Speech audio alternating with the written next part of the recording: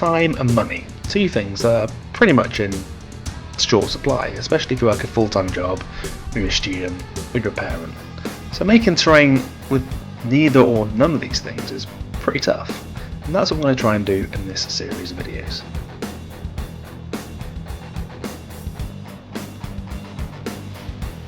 So you need some basic stuff. You've got some cardboard, you're going to need some tools to cut your cardboard up with, you're going to need a lot of glue,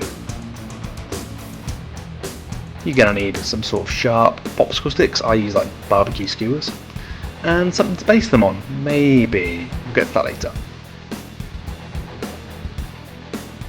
So first off, you need to prep your cardboard. Now, try and taking cardboard out of like the rubbish or recycling or wherever, you quite often get bits of sellotape on it, so you want to get rid of that because it's a pain about.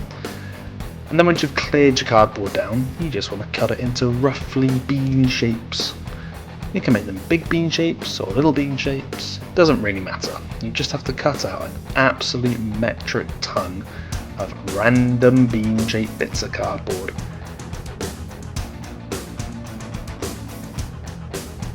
Now you might think you go through a couple of sheets of cardboard and you've got enough bean shapes, but you haven't. And you haven't. Go and cut more bean shapes. You always need more bean shapes. And I think I'm almost done on bean shapes. I wasn't. This was enough for about one stack, and I ended up making about 6 stacks in the afternoon project. So yeah, you always need more bean shapes. So when you've cut out a variety of bean shapes, you're going to start to stick them together. So the best way I found to do this is to roughly figure out which are the big ones, which are the small ones. Find either the smallest and start from the top and work your way down, or find the biggest and work from the bottom and work your way up. It doesn't matter which way you do it, as long as you kind of have an idea of which is the bigger end and which is the smaller end. It looks quite cool sometimes to have small bits in the middle and a big bit at the top and the bottom, so even if you do get it a bit wrong, it doesn't really matter too much. And you should make like a really big, weird cardboard kebab that you can squish down. You want to leave the bamboo stick sticking out both ends for a reason. I'll show you that later on. It becomes more apparent later. But another thing about basing them. Now, one thing you could do is base it on cardboard, but that does tend to warp. You could base it on foam, polystyrene, or whatever foam you get your hands on. Not everyone's got XPS foam, so we're not going to use that. You could use these. I got these from Amazon. They're like £4 a pack, and you get like 25 in a pack, like hot drink coasters. Or you can use the backs of old posters, or old sort of cardboard. So whatever you've got lying around. I want to do one of each, and then you can see which one you think's best. So I've based them all. I've put the bigger ones on the hardboard, and the smaller ones on the cardboard and on the foam. But I will get to texturing them, because currently it's just all the cardboard. Now for this you're going to need 2 colours of paint, some glue, either newspaper or kitchen roll, a big old bucket of sand, a brush I don't mind getting a bit manky, and some water. Now I didn't do precise sort of measurements of how much stuff I'm using. I just chuck a load of paint and glue together until it's kind of the right consistency. And you don't really know if it's the right consistency or not until you eyeball it. You just want it to be a weird kind of viscousy paste. I've got no better way of describing it. You just need to go with your gut. Most importantly, try and get the colour right.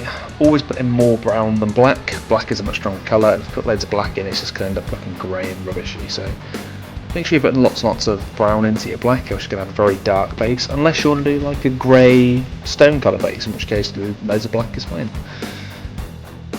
And then you want to just tear up loads of your pieces of kitchen roll or newspaper, lather your thing, your stack in towels, and then go nuts. You want to be slapping as much of the product and the mixture onto that as you can, and really stipple it, stabbing motions into the sides, because you don't want any of that corrugated card horror to be showing through. So you really want to just absolutely lag it and get the gluey painty mixture everywhere you can.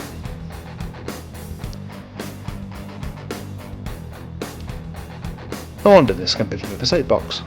So I see a lot of awesome crafters making awesome and amazing terrain, and and it really inspires me to make loads of awesome and amazing terrain. But I don't know if you're like me, if you work full time, you're a student, you've got family, you've got other commitments, you just haven't got the time to spend an entire week building a piece of terrain. Or you haven't got the money or the equipment to buy an XPS cutter or a 3D printer or MDF hot cutter or anything like that. You've just got the stuff you have in a local hobby store. So my next couple of videos are all going to be about making some really nice looking terrain for about under £5-10, €5-10, $5-10, with stuff you can have lying around the house anyway, we can pick up in your local hobby store, and use them techniques and methods that are just really simple to get good results. I love watching people make clever things out of 3D printers and hot wire cutters and wood cutters, but I haven't got space for all that, and I'm guessing a lot of people who watch YouTube also haven't got space for that. So that's what I'm going to try and do, making things a bit old school. If you're a fan of 90s Games Workshop, the sort of things you got in the terrain magazines, making things with like toilet paper and Blue Peter style. Anyway, you can see what I'm doing here. Once it's all covered in a paper mache mess, you throw sand all over it. It's really important to do this while it's wet so it sticks on. It, one, textures it really nicely, and two, it will help bond it all together as well. So make sure you give it a good lagging with everything else. And that's where you keep the little nubbin on the top with a bamboo stick so you can spin it around. When you finish this stage, you can just pop that off and cover up. Now these when they're dry, they take probably about 3 hours to dry properly, but when they do dry, they dry rock solid. And they look okay. There's a few bits of corrugated card sticking out, I've missed a few bits, but for basic terrain, that'll do. But we can, with a little bit more effort, make them look even better. So back on the painting tray, I want to put a few oranges and other colours in there for natural rock. You could use blues and greens or whatever colours you want, it doesn't really matter, as long as you're happy with it. And then I dry brush the whole thing like a yellowy white mixture. It's ash waste, so I don't want it to look normal. So just give it all a good dry brush, daub some oranges in there, just to pick up all the details, because you get loads of awesome details with that paper mache method.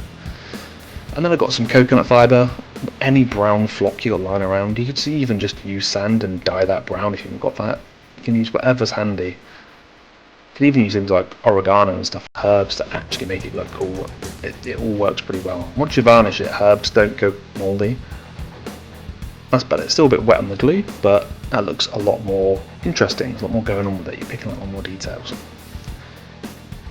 Let's have a look at the glamour shots of how the whole board turned out. It looks pretty cool. I made about 6 of these stacks in total. The winner of the basing competition was definitely the hardboard old poster back fibre thing, but I found that you didn't actually have to put a base on them at all. You could just leave them as cardboard and they didn't warp as badly as I thought they would.